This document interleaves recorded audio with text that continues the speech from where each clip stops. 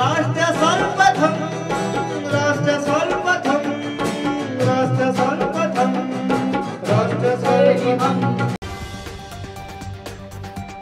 स्वतंत्रता दिवस समारोह के दौरान दिल्ली में आतंकी हमले की योजना के बारे में खुफिया जानकारी मिलने के बाद सुरक्षा बलों को हाई अलर्ट पर रखा गया है। सुप्रीम कोर्ट ने फाइल फोटोग्राफ का उपयोग कर सीजीआई को गलत तरीके से उद्धृत करने वाली सोशल मीडिया पोस्ट को फर्जी करार दिया। शीर्ष अदालत ने कहा कि यह भारत के सर्वोच्च न्याय के संज्ञान में आया है कि एक सोशल मीडिया पोस्ट एक फाइल तस्वीर का उपयोग कर सीजीआई को गलत तरीके से उद्धृत करते हुए प्रसारित किया जा रहा है। नई दिल्ली में भाजपा की केंद्रीय चुनाव समिति ने लिजिन लाल की उम्मीदवारी की घोषणा की। उनकी उम्मीदवारी की सिफारिश हाल ही में एर्नाकुलम के उलवा में आयोजित भाजपा राज्य इकाई की कोर कमेटी की बैठक में की गई थी। सुप्रीम कोर्ट ने कहा कि टीवी चैनल्स के मजबूत स्वनियमन के लिए वह जल्द ही नई गाइडलाइंस जारी करेगा। मुख्य न्यायाधीश DY Chandrachud, justice PS Narasimha और जस्टिस मनोज मिश्रा की पीठ ने कहा कि जब तक नियमों को सख्त नहीं किया जाएगा तब तक टीवी चैनल्स उन्हें मानने के लिए बाध्य नहीं होंगे। चंद्रयान 3 1900 किलोमीटर प्रति सेकंड की रफ्तार से चांद से 150 किलोमीटर दूर कक्षा में यात्रा कर रहा है। मंजिल के करीब पहुंचा चंद्रयान मिशन। चांद की चौथी कक्षा में हुआ दाखिल 17 अगस्त की तारीख अहम। स्वतंत्रता दिवस समारोह के लिए देश की राजधानी दिल्ली तैयार है। ऐसे में सुरक्षा के लिहाज से दिल्ली किले में तब्दील हो गई है। 1000 फेस रिकॉग्निशन कैमरे, एंटी ड्रोन सिस्टम और 10,000 से अधिक पुलिस लाल किले और आसपास तैनात रहेंगे। उच्चतम न्यायालय ने राष्ट्रीय राजधानी में ऐप आधारित बाइक टैक्सी सेवा को विनियमित करने के लिए दिल्ली मोटर वाहन एग्रीगेट और डिलीवरी सेवा प्रदाता योजना को अंतिम रूप देने के वास्ते आम आदमी पार्टी सरकार को दी गई मोहलत सोमवार को 30 दिसंबर तक बढ़ा दी। उत्तर भारत के दो प्रमुख पहाड़ी राज्यों हिमाचल प्रदेश और उत्तराखंड में भारी वर्षा से जनजीवन बुरी तरह प्रभावित। दोनों ही राज्यों में वर्षा जनित हादसों के चलते कई लोगों की मृत्यु की खबर। दोनों ही राज्यों में राहत और बचाव कार्य तेजी से चलाए जा रहे। सीएम योगी ने विभाजन के बलिदानियों को दी श्रद्धांजलि। बोले, देश के इतिहास में 14 अगस्त की तिथि कभी न भूलने वाली तिथि है। भाजपा ने दारा सिंह चौहान को लेकर बड़ा दांव लगाया है। पार्टी ने उत्तर प्रदेश के घोसी से दारा सिंह चौहान को मैदान में उतारा। उधर समाजवादी पार्टी ने उत्तर प्रदेश के मऊ जिले की घोसी विधानसभा सीट पर होने वाले उपचुनाव के लिए पूर्व विधायक सुधाकर सिंह को अपना उम्मीदवार घोषित किया। राष्ट्रपति द्रौपदी मुर्मू ने 77वें स्वतंत्रता दिवस की पूर्व संध्या पर राष्ट्र को संबोधित किया। इस दौरान उन्होंने कहा कि 15 अगस्त 1947 के दिन देश ने एक नया सवेरा देखा। उस दिन हमने विदेशी शासन से तो आजादी हासिल की ही, हमने अपनी नियति का निर्माण करने की भी स्वतंत्रता प्राप्त की।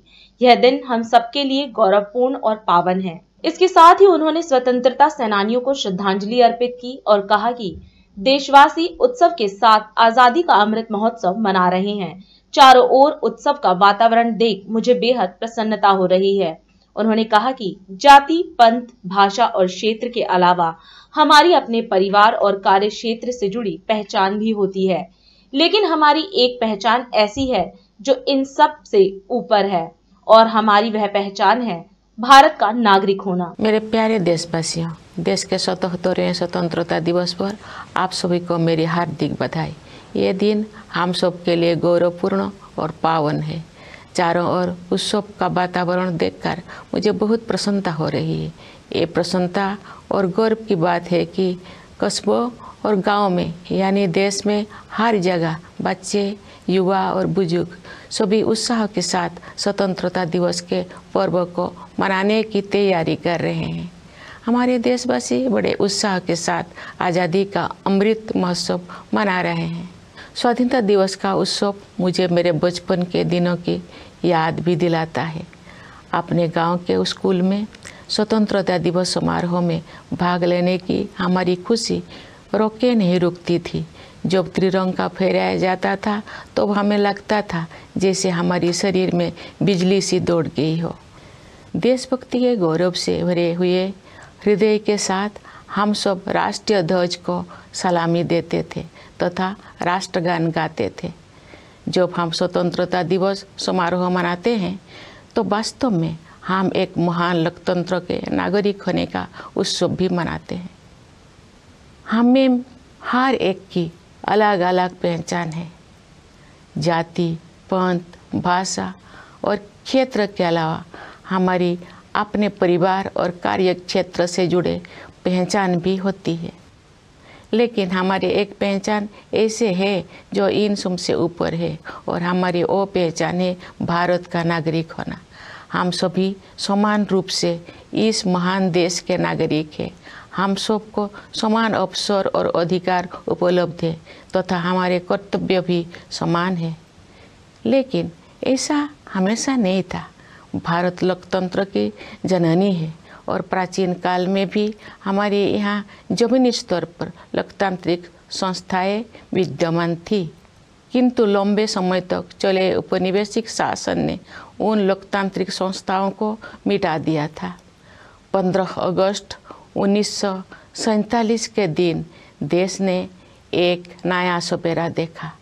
उस दिन हमने विदेशी शासन से तो आज़ादी हासिल की है, हमने अपनी नियति का निर्माण करने की स्वतंत्रता भी प्राप्त की। महात्मा गांधी तथा अनेक असाधारण एवं दूरदर्शी विभूतियों के नेतृत्व में हमारा राष्ट्रीय आंदोलन अद्वितीय आदर्श से अनुप्राणित था। गांधी जी तथा अन्य महानायकों ने भारत की आत्मा को फिर से जगाया और हमारी महान सभ्यता के मूल्यों का जन जन में संचार किया। स्वतंत्रता दिवस की पूर्व संध्या पर मैं भारत के नागरिकों के साथ एकजुट होकर सभी ज्ञात और अज्ञात स्वतंत्रता सेनानियों को कृतज्ञतापूर्वक श्रद्धांजलि अर्पित करती हूँ। आज लखनऊ में विभाजन विभीषिका स्मृति दिवस के अवसर पर आयोजित श्रद्धांजलि सभा में मुख्यमंत्री योगी आदित्यनाथ शामिल हुए।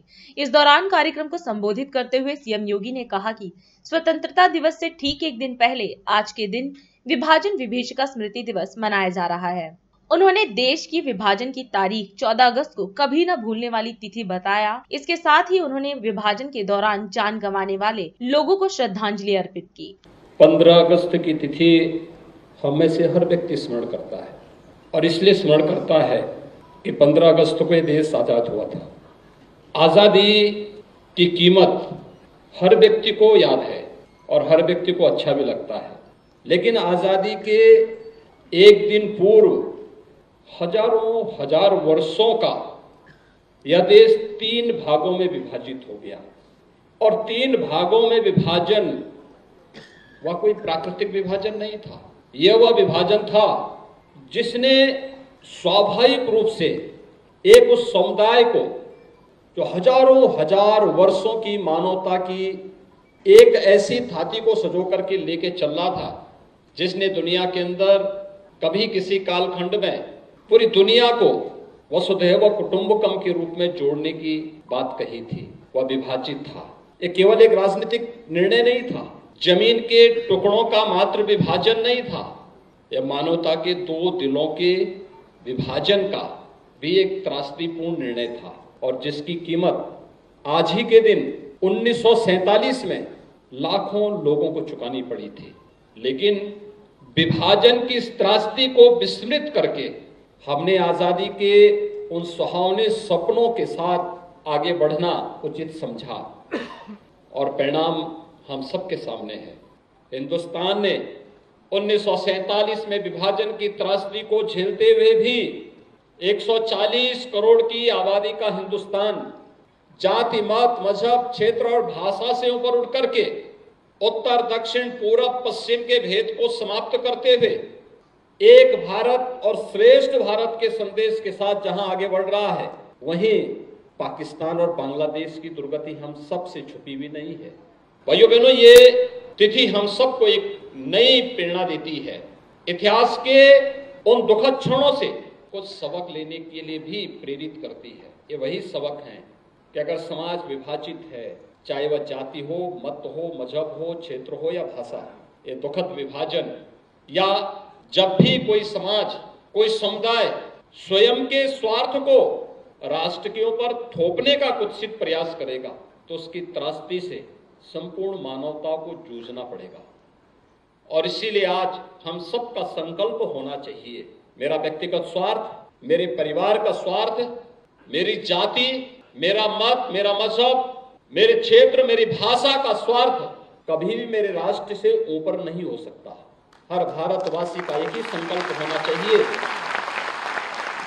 और संकल्प होना चाहिए राष्ट्र सर्वोपरि का, नेशन फर्स्ट का। अगर कभी मुझे चयन करना हो तो मैं पहले अपने राष्ट्र को स्वीकार करूंगा। मैं इस अवसर पर उन सब का हृदय से अभिनंदन करता हूं और विश्वास व्यक्त करता हूं कि हम सब अपने देश के बारे में सोचेंगे। इस प्रकार की त्रासदियों से आने वाले समय में मानवता को न जूझना पड़े, इससे हम सब सबक लेंगे। इस विश्वास के साथ मैं आप सबको, कल भारत अपना 77वां स्वाधीनता दिवस मनाएगा। आप सबको आज के अवसर पर मैं विभाजन की त्रासदी से सबक लेते हुए 77वें स्वाधीनता दिवस की अपनी हार्दिक शुभकामनाएं देता हूं। धन्यवाद। जय हिंद। आज विभाजन विभीषिका स्मृति दिवस है। इस अवसर पर उधम सिंह नगर में विभाजन विभीषिका स्मृति दिवस कार्यक्रम आयोजित हुआ, जिसमें उत्तराखंड के मुख्यमंत्री पुष्कर सिंह धामी ने प्रतिभाग किया। कार्यक्रम को संबोधित करते हुए सीएम धामी ने विभाजन का दंश झेलने वाले सभी लोगों को नमन किया और कहा कि भारत के लिए यह दिन किसी विभीषिका से कम नहीं है। ये मेरे लिए बहुत भावुक क्षण थे कि आज मुझे ऐसे हमारे बुजुर्गों को, हमारी माताओं को, हमारे बड़े बुजुर्गों का, उनका सम्मान करने का अवसर मिला, जिन्होंने विभाजन की विभीषिका का दर्द सहा, उसको नजदीक से देखा किस प्रकार की वो विभीषिका थी। भाइयों बहनों, 15 अगस्त 1947 को हमारा देश आज़ाद हुआ। भाइयों बहनों, एक और जहां 15 अगस्त 1947 को मिलने वाले आज़ादी का जश्न हम मना रहे थे, वहीं दूसरी ओर आज़ादी से एक दिन पूर्व देश के 2 टुकड़े करके स्वतंत्रता सेनानियों के हृदय को चीर कर रख दिया गया था। इसी दर्द को याद करते हुए वर्ष 2021 को आज़ादी के सालगिरह जो 15 अगस्त का हमारा कार्यक्रम होता, उससे पहले हमारे देश के यशस्वी प्रधानमंत्री आदरणीय मोदी जी ने यह ऐलान किया कि 14 अगस्त को विभाजन विभीषिका स्मृति दिवस मनाया जाएगा, क्योंकि इससे पहले कभी ऐसे उनको याद नहीं किया गया जिनके साथ ये विभीषिका हुई। उस कालखंड में क्रूरतम जो घटनाएं हुई, आज का दिन उन सभी सेनानियों में विभाजन के दौरान अपने परिवारजनों से बिछड़े लोगों के बलिदान को याद करने का दिन है, जिन्होंने विभाजन की विभीषिका का कड़वा जहर पिया था। भाइयों बहनों, इस दर्द की टीस आज भी जो इसे झेलने वाले लोग हैं, जब उसको महसूस करते होंगे, जब भी उनको उनके सामने वो घटना याद आती होगी तो उनकी आंखें नम हो जाती होंगी। मैं आज इस मंच से उस वैमनस्य और दुर्भावनाओं का दृढ़तापूर्वक सामना करने वाले प्रत्येक व्यक्ति को, उनके प्रति मैं सहानुभूति प्रकट करता हूँ। आज जिन लोगों को हमने सम्मानित, यहाँ पर जिनका हमने सम्मान किया है, वो इस परिसर में बैठे हमारे वरिष्ठों और अनेक साथियों ने समाज के प्रति अपने कर्तव्य, राष्ट्र के प्रति अपनी कृतज्ञता और मातृभूमि के प्रति अपने समर्पण को जीवंत रखा। इस बंटवारे ने जो जटिलताएं, जो विषमताएं आजाद भारत के सामने लाकर खड़ी की, देश आज भी उनको झेल रहा है। मैं आदरणीय प्रधानमंत्री जी का धन्यवाद करना चाहता हूं, जिनने करोड़ों करोड़ों लोगों की भावनाओं के साथ न्याय करते हुए विभाजन की विभीषिका को लोगों के सामने लाने के लिए इस दिवस को उन्होंने पूरे देश के अंदर लोगों के बीच में ले जाने का काम किया है। भाइयों बहनों, देश की आज़ाद होने के बाद विभीषिका झेल चुके लोगों ने विभाजन के दर्द को भुलाकर अपने आप को बसाने का काम किया। चाहे आज हमारे बंगाल समाज के लोग बड़ी संख्या में हमारे उत्तराखंड के अंदर, चाहे आज हमारा, मैं खटीमा से देखता हूँ, खटीमा है, सितारगंज है, शक्ति फारम है, रुद्रपुर है, किच्छा है, हमारा दिनेशपुर है, गदरपुर है, गोलरभोज है, अनेकों स्थानों पर बड़ी संख्या में इन्होंने अपने दर्द को पीछे छोड़कर नए जीवन की शुरुआत की और विकास में अपना योगदान दिया। आदरणीय प्रधानमंत्री मोदी जी के नेतृत्व में हमने भी उत्तराखंड को देश का श्रेष्ठ राज्य बनाने का विकल्प रहित संकल्प लिया है। इसके लिए सरलीकरण है, समाधान है, निस्तारण और संतुष्टि के मंत्र पर हम तेजी से काम कर रहे हैं। आज के इस अवसर पर बहुत सारी बातें यहाँ पर मंच से मेरे से पूर्व बोलने वाले वक्ताओं ने बोली है। मैं सबसे पहले तो ये घोषणा करता हूँ कि यहाँ पर इतना बड़ा हमारा बंगाली समाज रहता है और उनके लिए एक यहाँ पर विशिष्ट बंग भवन, एक सामुदायिक भवन यहाँ पर होना चाहिए। इसके अलावा हमारे देश के यशस्वी प्रधानमंत्री मोदी जी ने जो नई शिक्षा नीति देश के अंदर 2020 में लाई गई है, उस नई शिक्षा नीति में हर भाषा में, मातृभाषा में पढ़ाने की व्यवस्था होगी। उनकी पाठ्य पुस्तकें, उस पाठ्यक्रम होगा, अनिवार्य रूप से उसको किया जाएगा। और जैसा यहाँ से कहा कि जहाँ जहाँ भी हमारे इस समाज के लोग रहते हैं, उसका आकलन करने के बाद हम उस दिशा में भी काम करेंगे। इसी प्रकार से हम तमाम प्रकार की नीतियाँ विभिन्न सेक्टरों में ला रहे हैं। भाइयों बहनों, मैं आप सबको विश्वास दिलाता हूँ कि आप सबके पूर्ण सहयोग से, आप सबके आशीर्वाद से, जिस प्रकार से हमारा बंगाली समाज हमेशा से उसने राष्ट्रवादी शक्तियों को आगे बढ़ाने का काम किया है और आपने प्रधानमंत्री मोदी जी को प्रधानमंत्री बनाने के लिए अपना समर्थन दिया, अपना सहयोग दिया, अपना मत दिया। मैं इसके लिए आप सबका धन्यवाद भी करना चाहता हूं और आपसे अपेक्षा करता हूं कि जो काम हमने शुरू किया है उस काम को आगे बढ़ाने के लिए आप सबका सहयोग और समर्थन मिलता रहेगा। अभी समय है एक ब्रेक का, हम चलते हैं ब्रेक पर। आप कहीं जाए नहीं, छोटा सा ब्रेक।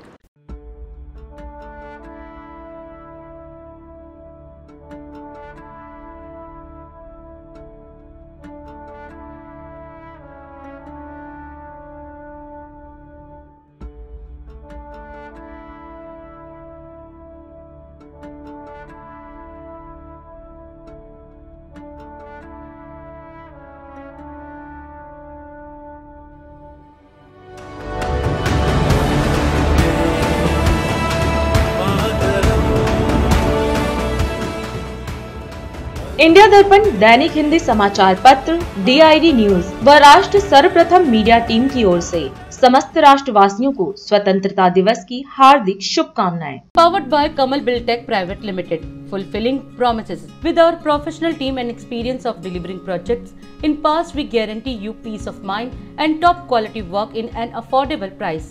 राष्ट्र सर्वप्रथम की बात कार्यक्रम में ब्रेक के बाद एक बार फिर आप सभी राष्ट्रवासियों का स्वागत है। लोगों को बेहतर सुविधाएं उपलब्ध कराने के लिए पंजाब सरकार की तरफ से 76 नए आम आदमी क्लिनिक शुरू किए गए हैं।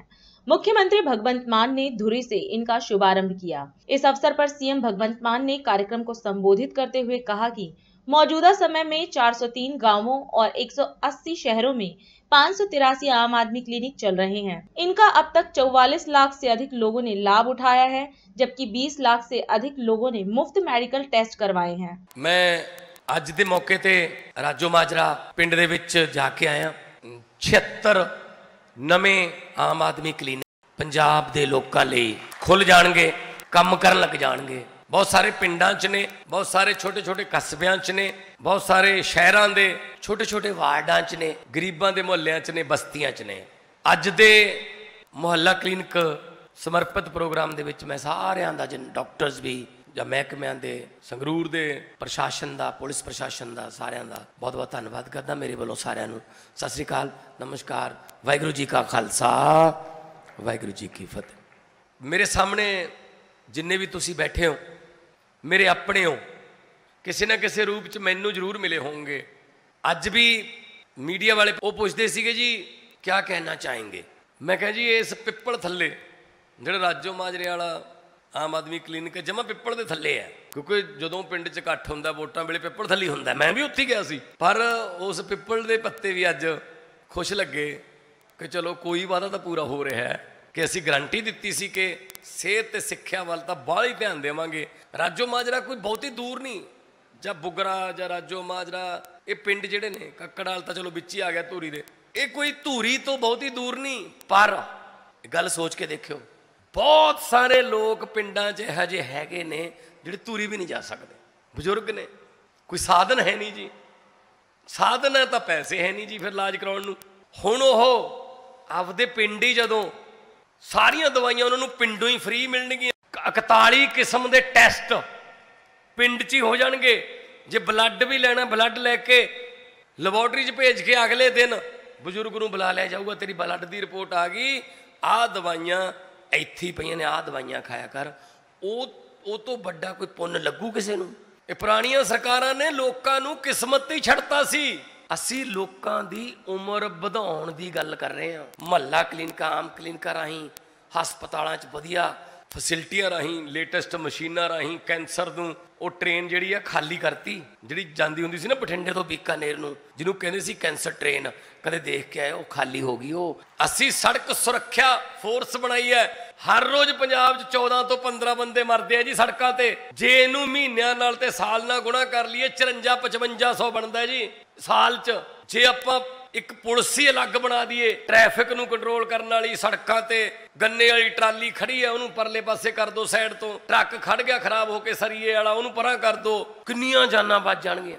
ਸਰਕਾਰਾਂ ਦਾ ਕੰਮ ਹੁੰਦਾ ਲੋਕਾਂ ਦੀ ਲੰਬੀ ਉਮਰ ਕਰੇ। ਸੋ ਅੱਜ ਦੇ ਫੰਕਸ਼ਨ ਵਾਸਤੇ ਅਫਸਰਾਂ ਨੇ ਮੈਨੂੰ ਲਿਸਟ ਦਿੱਤੀ, ਜਲੰਧਰ ਵੀ, ਅੰਮ੍ਰਿਤਸਰ ਵੀ ਖੋਲਿਆ ਜੀ, ਆਪਾਂ ਇੱਕ ਗੁਰਦਾਸਪੁਰ ਦੇ ਇੱਕ ਪਿੰਡ 'ਚ ਖੋਲਿਆ ਜੀ। ਮੈਂ ਕਿਹਾ ਵੀ ਨਹੀਂ, ਧੂਰੀ ਦੇ ਪਿੰਡ ਜਾਣਾ ਹੈ, ਕਿਉਂਕਿ ਤੁਹਾਡੇ ਨਾਲ ਮੈਂ ਵਾਅਦਾ ਕੀਤਾ ਹੋਇਆ ਕਿ ਧੂਰੀ ਨੂੰ ਇੱਕ ਪੰਜਾਬ ਦਾ रोल मॉडल बनाना है, रोल मॉडल। मुख्यमंत्री निवास में स्वर्गीय देवी प्रसाद चौबे की स्मृति में आयोजित वसुंधरा सम्मान समारोह में मुख्यमंत्री भूपेश बघेल शामिल हुए। मुख्यमंत्री ने वरिष्ठ पत्रकार लेखक सुधीर सक्सेना को प्रशस्ति पत्र, शॉल और श्रीफल भेंट कर वसुंधरा सम्मान से सम्मानित किया। इस अवसर पर गृह मंत्री ताम्रध्वज साहू समेत कई नेता मौजूद रहे। कार्यक्रम को संबोधित करते हुए मुख्यमंत्री ने कहा कि शब्दों को संजोना एक कठिन विधा है, उसमें भावनाएं पिरोना और भी कठिन है। छत्तीसगढ़ समाज बहुत सरल सहज है, लेकिन यह सहजता आसान नहीं है। देखिए, शब्दों को संजोना एक कठिन विधा है, उसमें भावना के विचार डालना उससे भी कठिन है। लेकिन समाज में जो दिखावटीपन है, बनावटीपन है, वो हमारे छत्तीसगढ़ में नहीं है। हमारे यहाँ सहजता है, सरलता है, विनम्रता है, प्रेम है, भाईचारा है। और ये सहजता, सरलता, सहज होना, सरल होना इतना आसान नहीं है जितना कि लोग समझते हैं। कबीर जी ने भी सरलता की बात कही, गुरु घासीदास जी ने भी सरलता की बात कही, गांधी जी ने सरलता की बात कही। और सरलता पूर्वक यदि जीवन जिया है तो कीर्ति शेष देवी प्रसाद चौबे ने। तो सहज और सरल होना आसान नहीं है। और यही कारण है कि हम लोगों को, छत्तीसगढ़ियों को बहुत भोला समझते हैं। मैं भाला की बात नहीं करूँगा, वो आप लोगों का विषय है। मैं तो केवल भोलेपन की बात कहूँगा। छत्तीसगढ़िया लोग बहुत भोले रहते हैं, भोले रहते हैं। लेकिन इस भोलेपन में जो खासियत है वो दूसरे में नहीं है। क्योंकि आप कितना भी आगे बढ़ जाएं, कितना भी बड़ा हो जाएं, लेकिन ये छत्तीसगढ़ का भोलापन है जो एक बार छत्तीसगढ़ आया तो छत्तीसगढ़ का हो जाता है। तो भोलापन में खासियत है कि आपको जोड़ लेता है, फिर छोड़ता नहीं। भले वो जुड़ने के बाद जो छत्तीसगढ़ियों को हो जाए वो अलग बात है, लेकिन छत्तीसगढ़ की यही खासियत। बहुत सारे हम लोगों ने साथियों को देखा, अधिकारियों को देखा, व्यवसायियों को देखा, साहित्यकारों को देखा, पत्रकारों को देखा, यही काम करते करते फिर यहीं बस जाते हैं। फिर यहाँ से बाहर जाने की सोचते नहीं, अपने घर जाने की बात नहीं सोचते। ये ज़्यादा अच्छा लगता है। ये जो सहजता सरलता है, ये हमारी अपनी थाती है, हमारी पूंजी है। संतों ने, ऋषियों ने तितिक्षा की बात कही, यदि सामने वाला आलोचना भी कर दे, कठोर शब्द कह दे, आप पे हमला भी कर दे, तो आपके मन में उसका कोई प्रभाव नहीं पड़ना चाहिए। ये छोटा मोटा अभ्यास नहीं। और गांधी जी ने कितना अभ्यास किया होगा तब जाके हे राम निकला होगा। लेकिन आज सबसे ज़्यादा जो लेखक है, साहित्यकार है, कवि है, उनकी स्थिति के बारे में विचार करता हूँ तो बहुत दुख होता है। क्योंकि जो साहित्यकार या लेखक या कवि अपने जीवन के अनुभवों को शब्दों के माध्यम से उसको पेपर में उतार लाते हैं, लेकिन जो प्रतिक्रिया देने वाले लोग हैं वो उस स्तर के नहीं होते। तो सत्य को परखना भी कोई आसान काम नहीं है। जो आप देख रहे हैं, जो आप सुन रहे हैं, वही सत्य नहीं है। जो सामने वाला देख रहा है, सामने वाला जो सोच रहा है, सामने वाला जो सुन रहा है, वो भी सत्य हो सकता है। और सत्य के बारीकी में जाएंगे तो फिर जो गांधी जी ने कहा कि सत्य के जो खोज है या सत्य के प्रयोग हैं, उसके बारे में उन्होंने कही। तो हर व्यक्ति के अपने सच हैं और उस सच के साथ ही जीवन व्यतीत करता है। यही शुभकामनाओं के साथ पुनः सुधीर सक्सेना जी, आप दीर्घायु हों, स्वस्थ हों और आपकी लेखनी कभी न थमे और निरंतर समाज को नई दिशा मिलती रहे। तो जब आपकी जो पहचान अलग है, आपके कार्य अलग है, तो फिर जब आपके कार्य और विचार अलग अलग होंगे तो आपकी प्रतिष्ठा कैसी होगी, समाज में समझा जा सकता है। आजादी के 77वें स्वतंत्रता दिवस के अवसर पर आपके निगम पार्षद पुनीत राय ने ध्वजारोहण कार्यक्रम का आयोजन किया। कार्यक्रम का आयोजन वार्ड नंबर 91 रमेश नगर गोलचक्कर स्थित समुदाय भवन में किया गया। इस अवसर पर निगम पार्षद पुनीत रॉय के परिवारजनों के अतिरिक्त क्षेत्रवासियों ने भी हिस्सा लिया। ध्वजारोहण कार्यक्रम में बच्चों ने देशभक्ति गीतों पर डांस किया। वहीं इस अवसर पर राष्ट्र सर्वप्रथम मीडिया टीम ने वहां उपस्थित निगम पार्षद पुनीत रॉय, अंजलि रॉय व उपस्थित जनता से बात की। देखिए, आज हमारा 77वां इंडिपेंडेंस डे है। ये इंडिपेंडेंस डे जो है ये इसलिए इतना महत्वपूर्ण है क्योंकि हमें नहीं पता इसकी वैल्यू क्या है। जिन्होंने बलिदान दिया, जो हमारे पूर्वज थे, जैसे मेरे नाना, मेरे परनाना, वो फ्रीडम फाइटर थे, वो कई बार जेल गए। इवन मेरे नाना जी ने अपनी पढ़ाई छोड़ दी इंडिपेंडेंस के लिए। तो उनके बलिदान को लेके आज हमको ये बात समझनी पड़ेगी कि ये देश हमारा है, हमें अपने कंधों पे इस देश को लेना है और इसकी रिस्पॉन्सिबिलिटी अपने ऊपर लेनी है और इस देश को आगे इतनी तरक्की करा देनी है कि दुनिया में नंबर 1 बन जाए। ये फंक्शन इसलिए किया गया कि मैं एक ये मैसेज देना चाहता हूँ कि मैं पार्षद सबका हूँ, मैं एक पार्टी का पार्षद नहीं हूँ। ये एक वार्ड हमारी एक फैमिली है, तो मैं इस फैमिली को इसीलिए सबको इनवाइट किया था कि आप फैमिली को कोई भी कल को दिक्कत होती है, यही मेरा ऑफिस है। हम लोग सुबह 8 से लेकर 5 बजे तक यहाँ पे अवेलेबल हैं। किसी भी तरह का कार्य हो तो मैं 100% हमेशा अवेलेबल हूँ। पहले तो बधाई देना चाहते हैं। आज का 77वां जो स्वतंत्रता दिवस है उसके ऊपर सारे देशवासियों को बहुत बहुत बधाई। लेकिन मैं इतना कहना चाहूँगी कि ये आज़ादी जो हमें मिली है, हम बड़े भाग्यशाली हैं कि हम आज़ाद देश में पैदा हुए हैं, लेकिन ये आसानी से नहीं मिली। लोगों ने अपने खून की कुर्बानियाँ दी हैं, जेलों में कितने कितने साल रहे हैं। मेरे अपने पिता, मेरे दादा कई साल जेल में रहे और उन कुर्बानियों की वजह से आज हम जो स्वतंत्र देश में सांस ले रहे हैं। आज उन सबको, शहीदों को भी श्रद्धांजलियाँ देते हैं और आज के दिन हमें प्रण करना चाहिए कि जो ये इतनी बहुमूल्य आज़ादी हमें मिली है इसकी हमें पूर्ण रूप से रक्षा करना चाहिए। 77वां इंडिपेंडेंस डे पे बहुत बहुत बधाई। मेरा एक ही संदेश है कि सेव वाटर, पानी को जितना आप सेव कर सको उसको सेव करो, कम खर्च करो और प्लास्टिक का अवॉइड करो। जितना अवॉइड कर सकते हो प्लास्टिक अवॉइड करो और स्वच्छता, हमेशा स्वच्छता का ख्याल रखो। मेरा नाम अनिल चौधरी है, मैं रमेश नगर वार्ड 91 का निवासी हूँ। मैं आज के इस पावन पर्व पर एक ही संदेश देना चाहता हूँ।